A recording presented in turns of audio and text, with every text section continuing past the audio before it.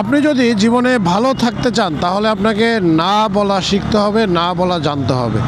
মানে মানুষকে মুখের উপরে না বলে দিতে হবে যে কোনো কিছু, সেটা আমি বলতেছি না, বাট যে জিনিসটা করতে আপনার কিছুটা কষ্ট হবে, কিছুটা বলতে বিন্দু পরিমাণও কষ্ট হবে, ওই কাজটাকে অ্যাভয়েড করতে পারলে দেখবেন আপনি অনেক ঝামেলা থেকে মুক্ত থাকবেন। আর এটাকেই বলে না বলা শিখা। আমরা চক্ষু লজ্জায় অনেক সময় না বলতে পারি না, কিন্তু এই না বলতে না পারাটাই আমাদের জন্য বিশাল বড় কাল হয়ে দাঁড়ায়।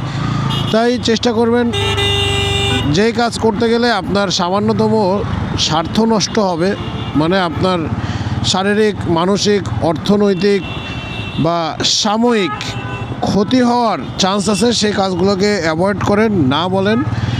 কয়েকজনকে না বলে দেন, তখন দেখবেন মানুষজন আর আপনার কাছে এই অবান্তর চাহিদাগুলো প্রকাশ করার সাহসও পাবে না বা করবেও না।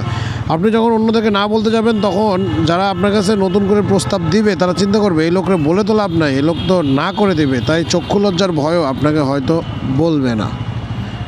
ফেলানি হত্যাকাণ্ড দেখেন, এখানে খাম্বার মধ্যে ফেলানি হত্যাকাণ্ডের গ্রাফিতি আঁকছে।